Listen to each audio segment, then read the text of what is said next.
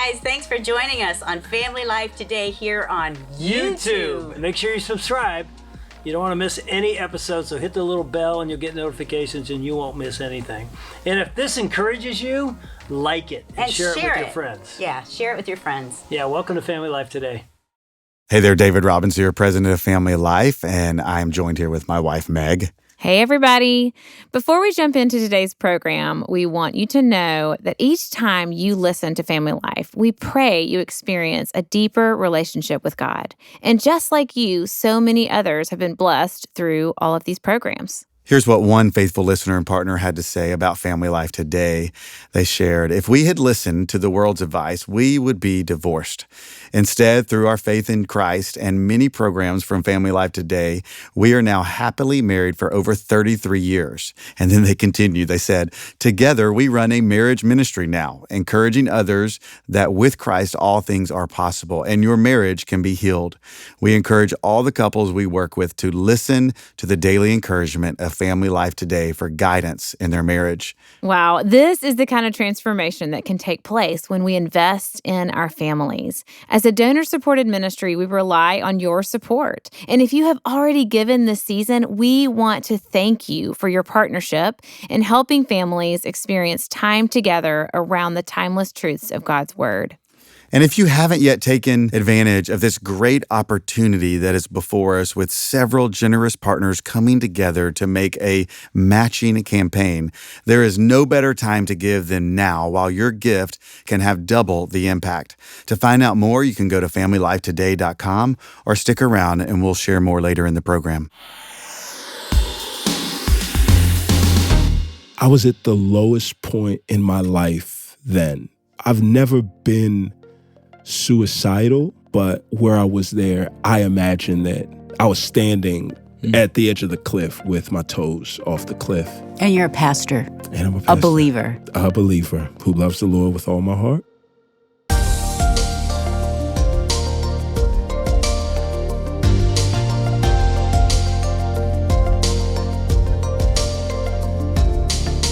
Welcome to Family Life Today, where we want to help you pursue the relationships that matter most. I'm Ann Wilson. And I'm Dave Wilson, and you can find us at FamilyLifeToday.com or on the Family Life app. This is Family Life Today.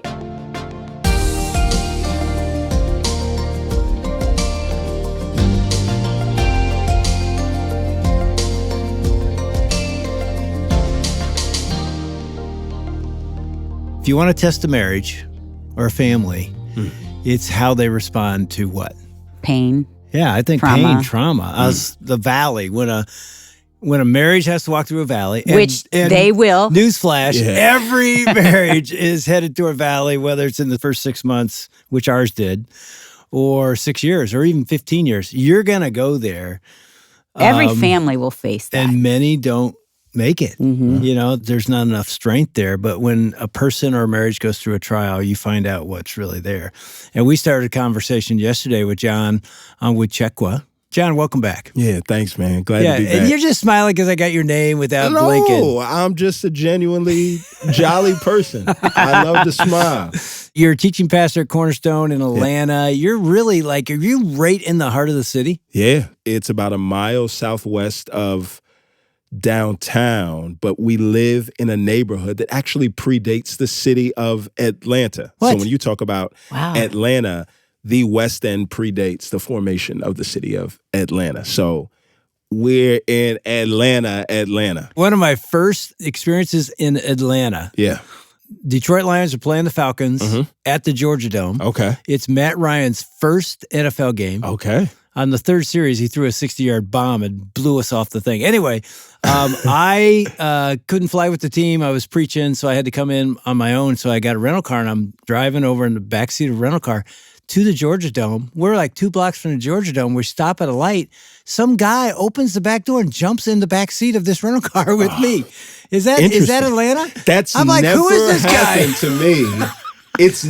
That's my memory of Atlanta. I was scared to death. I'm like, what are you doing? He wanted some money. I've never witnessed it, but it doesn't surprise me, right? It's like, yeah, that could happen. That very well could. John, why did you want to start a church there? In Atlanta? Yeah, because you grew up in Houston. Yeah. and spent some time in Waco and then Denton. And as we started to see and be burdened by maybe some of the need that lay outside, the relationships and the friendships that we had took us to St. Louis and Philly and Chicago and Memphis and LA. And we started to see communities that looked like the ones that we grew up in, that it felt like they longed for gospel communities, kind of like the ones that we had come to experience. And we just saw certain voids in places. And so our hope was, well, Lord, if you would give us the grace, we want to help to meet that need, right? We want that need to be something that we give our life to, trying to solve. And so as we thought of what would be the place to start a hub to train and raise and resource and send folks out, we realized that Denton, Texas probably wasn't the best urban church planting hub. So there was a group of 25 of us that moved from Denton to Atlanta to help start this church. And the aim was we wanted to be in a city of influence where if we could really plant this church in the way that we feel like God had laid on our heart, that it could reverberate not just through the city, but the nation, that it could be our little acorn planted in the ground there that would birth into an oak tree that would plant other acorns that would do the same thing. It was a city that was made up predominantly of a minority group. And we just saw the changes in the trends of the way that our world was starting to go. And we wanted to be in a place that was reflective of where our world and our nation were getting ready to head. Atlanta also has a strong college presence, 6 major universities in a 10-mile radius. And we've just seen how something like that, when it's combined with a large metropolitan place, can just produce, thinkers, change makers, people that want to invest and cultivate not just their community and their world. And so we felt like all of those roads intersected perfectly in Atlanta. We started it, and then my brother came down. So we started in 2009. My brother moved to Atlanta in 2011 through 2013. And then in 2013, he moved to pastor a church in Memphis. Yeah. And you mentioned yesterday, so then your brother passes. Yeah, passes away. Unexpectedly, suddenly. Yeah, and we talked yesterday about, your grief. Yeah. But we didn't talk about this. How did that affect your marriage? It affected it in every way possible.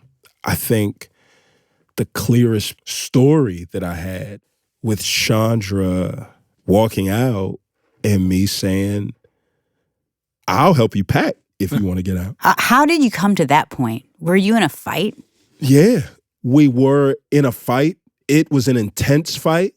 If you ask me about what, I don't remember. And how long was this after your brother had passed? Because yesterday we talked about 5 weeks. 5 weeks. So it was fresh. So April the 14th is when he passed, and May the 30th.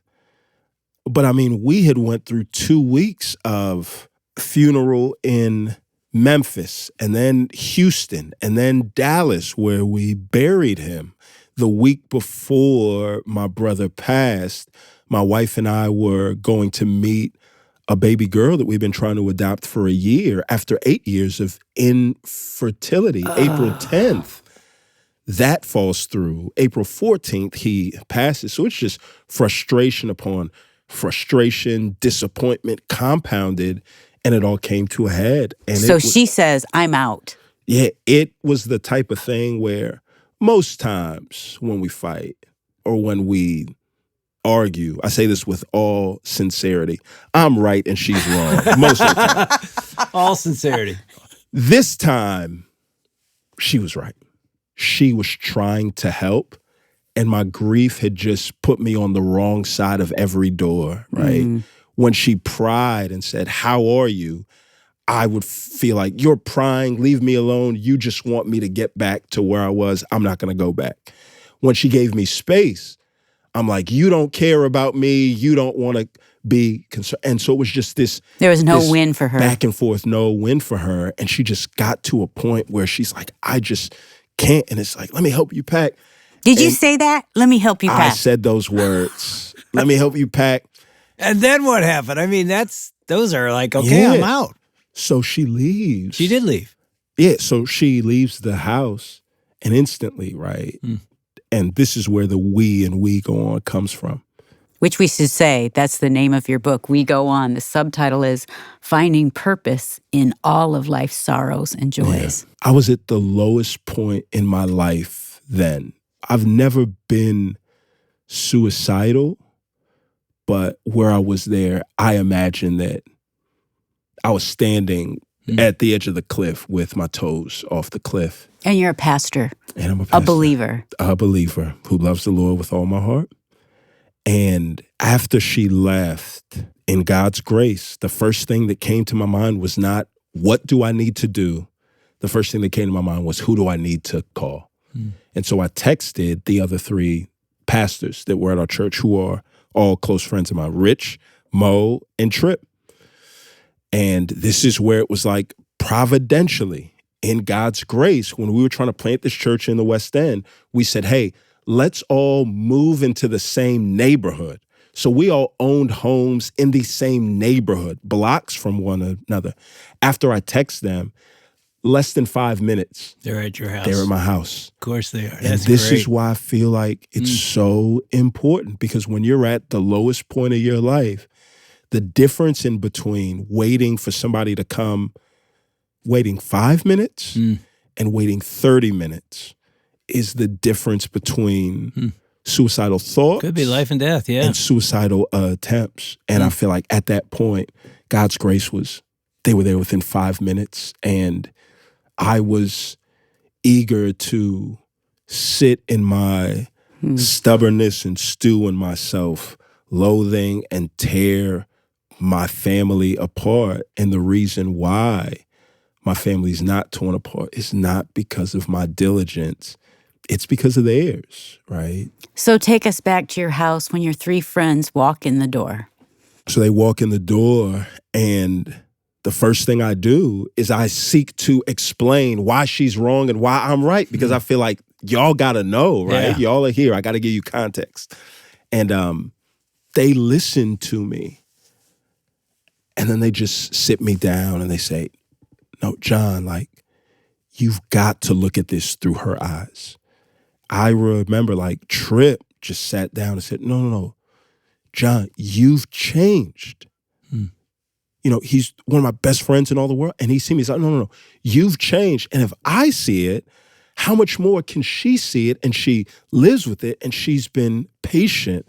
And then I sit back and I say, well, she just doesn't know all the stuff that we have to go through. The church is getting ready to launch in 8 days, and I've got to prepare and preach for Church in the Park tomorrow, and I've got to do all of this stuff.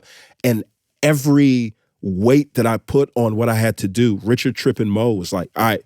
Trip was like, yo, I may have to stay up all night and work through this. Trip has chronic fatigue, and he has for years. And he's like, I'll take that. You're not going to preach. If it requires me staying up all night, I'm going to do it. That's not on your plate anymore. Well, I still got to do this. Rich was like, I got that. Mo. And they literally took not just every burden off my shoulder, but they took every excuse that I had to reconcile with my wife. And the only task or job that I had after that time was the weightless responsibility of apologizing and asking for forgiveness, which feels like such a lighter task when you're not weighed down by thoughts of letting the rest of the world down.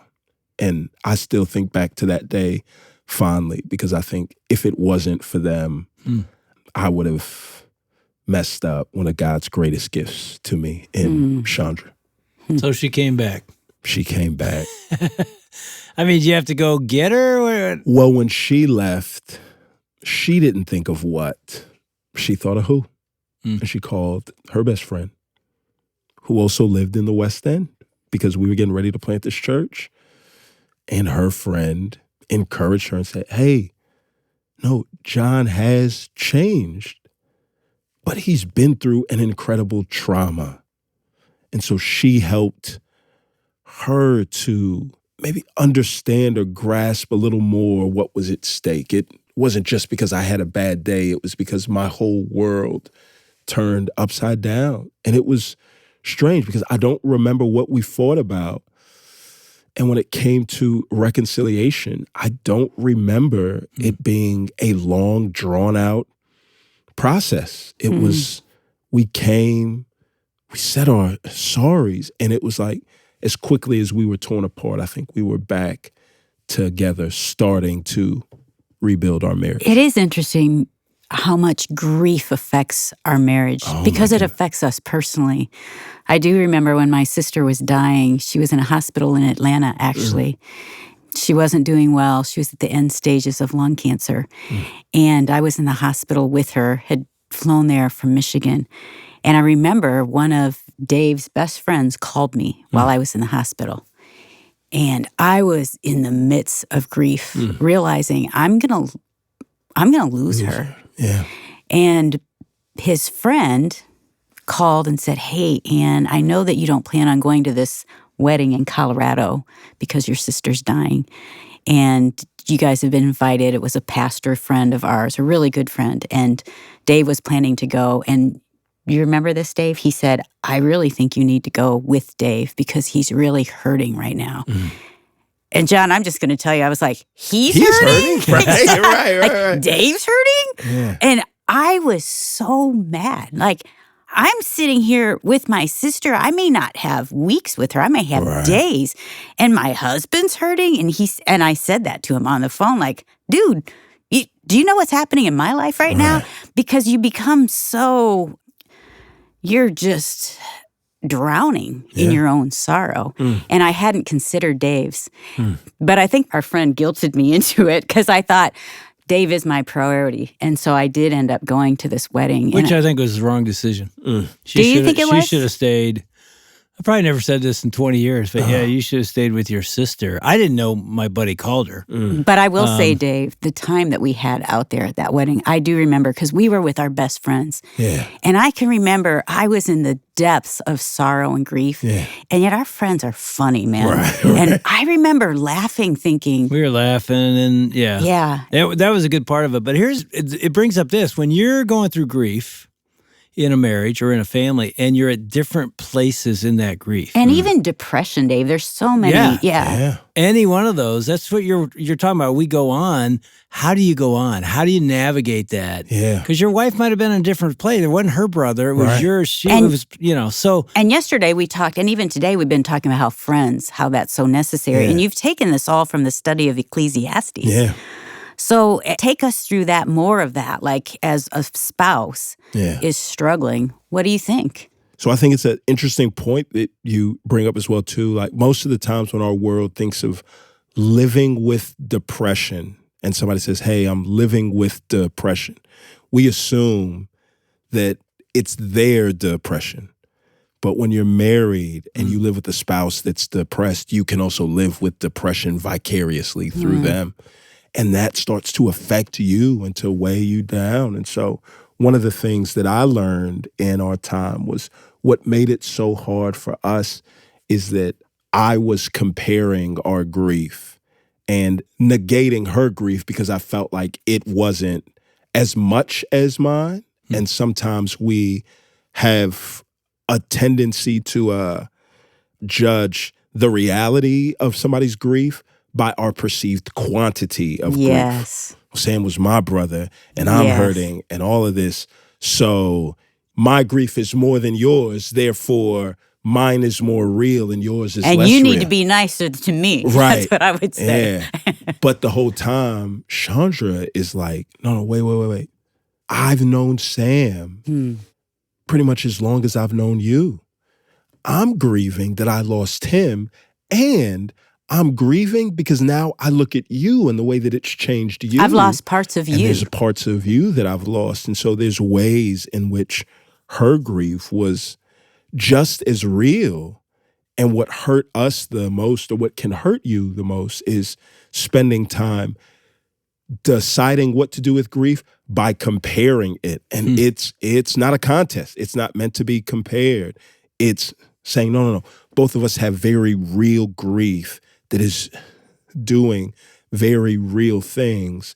In what ways can I help you carry yours? In what ways can you help me carry mine? And in what ways do we need to get resources outside of our marriage to help us carry? Right? Yeah, and for me, there was also, I hate to admit this, but there was a part of me at times that would be, because it wasn't my sister. Right. And I was grieving, and it was really a hard, sad thing. And I've got 4 nephew sons now, her boys that are motherless. But at some point, there were moments where I was like, okay, girl, to Ann, are you not through with this yet? Right. It's like, it's been a year and a half. It's like, I don't know if I ever said it out loud, but there were times where my patience was like, you've grieved long enough. Can I get my wife back? Right. I'm really glad you never said that out loud. That could have been disastrous. No, that would have been horrible, but it was a real feeling.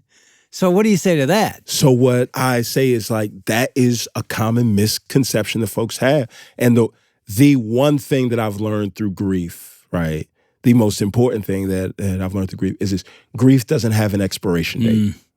Grief doesn't expire. We tend to think of grief like a loaf of bread. Like, all right, no. It's fresh for a bit, but eventually it's supposed to mold, crumble, and you'll be done with it. Yeah. Now, grief is like a non-perishable can of beans that's been sitting at the back of your granny's pantry since World War II, and you can pop it open right now, and it's fresh, right? Like, people that haven't lost somebody in this way, they look at the grief as a past tense event, something that went on at a certain point in time and now it's done.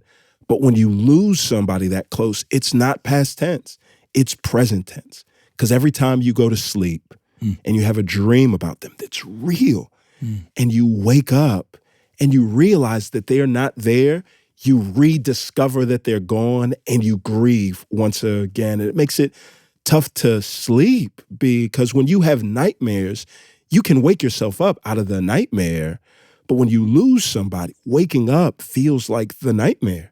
And so... Did you start waking up a lot? All the time. Crying in the middle of the night, finding myself like, I wasn't scared of the nightmares. I was scared of the good dreams. Because I would have a dream of my brother and I would just want to hug him and I would see him. And then at some point in the dream, I would realize this is a dream and I'm going to have to wake up. And waking up is the nightmare. And it's ongoing. But I think once we learn grief doesn't have an expiration date, then I don't think we get sucker punched by it as much.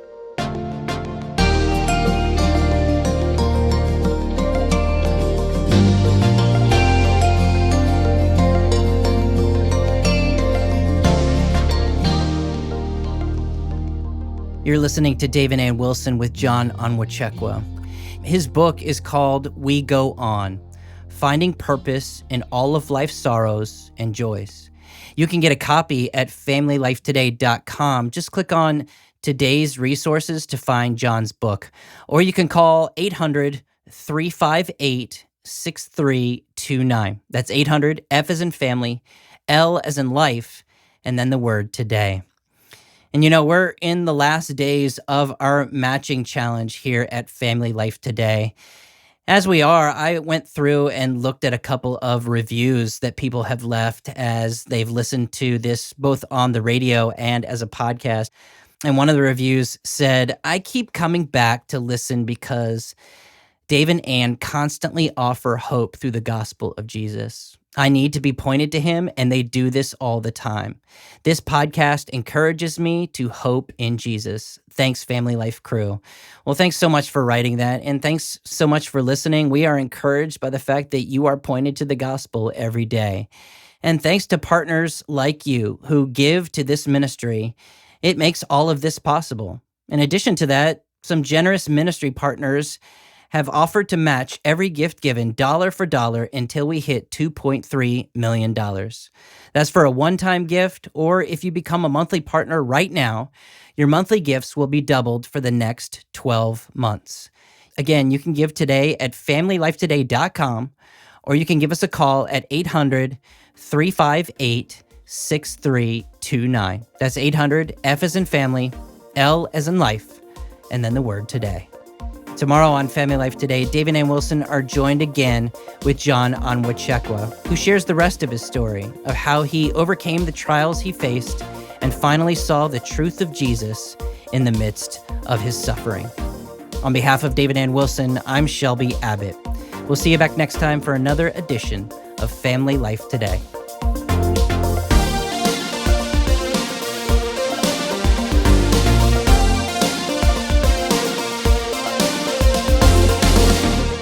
Family Life Today is a production of Family Life, a Cru ministry, helping you pursue the relationships that matter most.